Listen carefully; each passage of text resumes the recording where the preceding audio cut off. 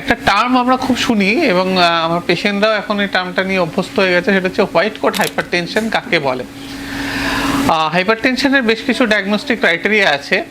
তো যেটা আমরা বলি সেটা হচ্ছে আপনার অফিসে আপনি যখন বা চেম্বারে যখন ডাক্তারবাবু চেম্বারে যাচ্ছেন, তখন ডাক্তারবাবু যখন প্রেশার মাপছে আপনি দেখছেন প্রেশার বরাবরই বেশি থাকছে, আপনার যেটা নর্মাল আপনার স্ট্যান্ডার্ড যেটা হওয়া উচিত প্রেশার, তার থেকে প্রেশার বেশি থাকছে। কিন্তু আপনি যখন বাড়িতে গিয়ে মাপছেন তখন দেখছেন আপনার প্রেশার প্রত্যেকবারই নর্মাল থাকে।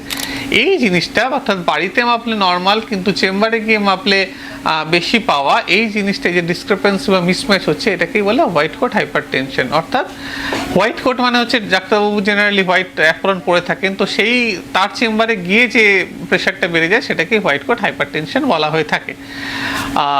এক্ষেত্রে আজকালকার দিনে যে মডেলিটিটা বেরিয়েছে ডায়াগনস্টিক মডেলিটি, অর্থাৎ আমরা বুঝবো কী করে যে হোয়াইট কোট হাইপারটেনশন হচ্ছে কি হচ্ছে না। অ্যাম্বুলেটরি ব্লাড প্রেশার মনিটরিং, অর্থাৎ 24 ঘন্টার ব্লাড প্রেশার মনিটরিংয়ের মেশিন পাওয়া যায়। সেই মেশিনটা যদি আপনি লাগিয়ে রাখেন, অর্থাৎ 24 ঘন্টা যদি আপনার বাড়িতে প্রেশার মনিটরিং হয় এবং তার চার্ট বের করে আপনি ডাক্তারবাবুকে দেখাতে পারেন, এবং তার যে প্রেশারের অ্যাভারেজ, সেই অ্যাভারেজ যদি নর্মালের থেকে কম থাকে, তাহলে বুঝতে হবে যে এটা সত্যিই হোয়াইট কোট হাইপারটেনশন হচ্ছে, অর্থাৎ চেম্বারে এসে প্রেশার বেড়ে যাচ্ছে। সেক্ষেত্রে ওষুধ খাবার খুব একটা দরকার পড়ে না।